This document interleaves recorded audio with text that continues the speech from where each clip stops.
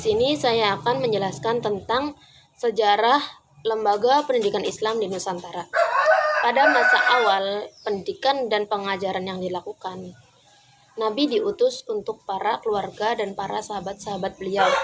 Kegiatan ini juga dilakukan secara bersembunyi-bersembunyi di rumah Arqam Abi al-Arqam yang terletak di Bukit Syafa.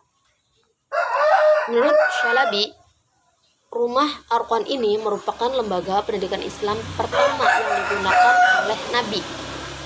Di rumah Arqam, Nabi mengajar para sahabat dan para pengikut-pengikutnya tentang dasar-dasar ajaran agama Islam, serta menyampaikan wahyu yang diturunkan oleh Allah kepada beliau.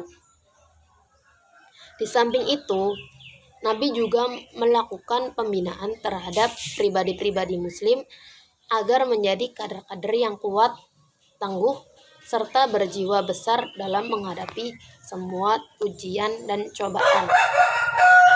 Lembaga pendidikan Islam bukanlah lembaga baku tetapi fleksibel, berkembang dan menurut kehendak waktu dan tempat.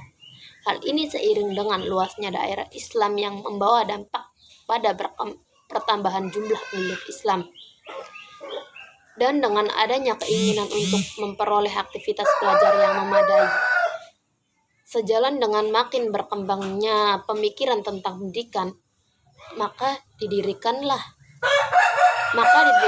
berbagai macam lembaga pendidikan Islam, mulai dari bentuk tradisional maupun dalam bentuk sudah modern.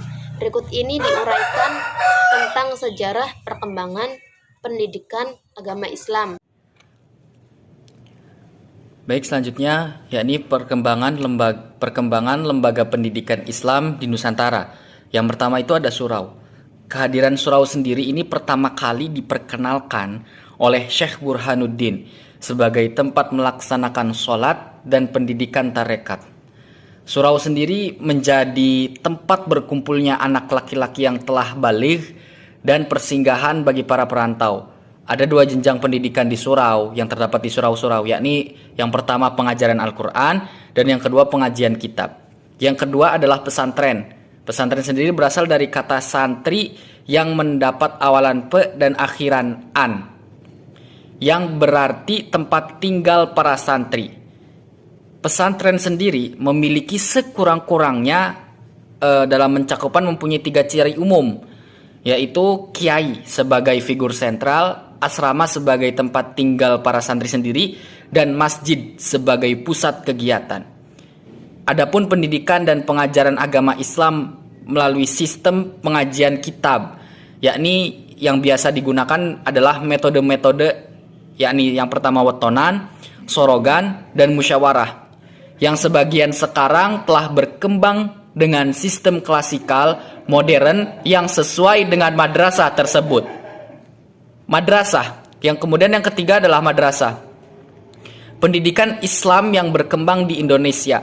Di samping masjid dan pesantren, madrasah pernah berkembang pada abad ke-11 atau periode pertengahan sejarah Islam, khususnya di wilayah Baghdad, seperti Madrasah Nazimiyah.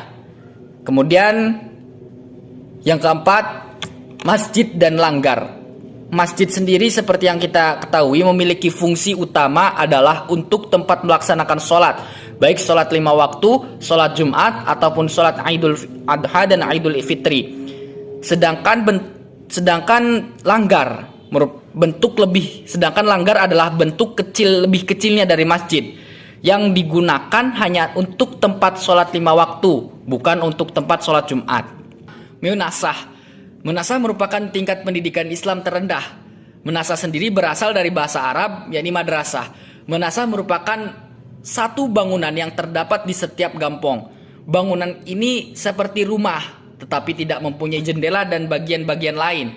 Bangunan ini biasanya itu digunakan sebagai tempat belajar dan berdiskusi, serta membicarakan masalah-masalah yang berhubungan dengan kemasyarakatan. Baiklah, materi selanjutnya yaitu kontribusi pendidikan Islam abad ke-7 dan 8 Masehi dalam Islamisasi. Perkembangan Islam di Jazirah Arab pada abad ke-7 Masehi membawa implikasi penyebaran agama Islam ke berbagai belahan dunia. Islamisasi mengalami proses yang masif sejak awal kemunculannya. Salah satunya terkait dengan doktrin agama yang menganjurkan setiap individu menyampaikan ajaran agamanya kepada siapapun. Nah, dalam bidang kebudayaan ini, upaya yang dilakukan pada zaman Sultan Agung adalah menyewakan unsur-unsur budaya lama dengan Islam.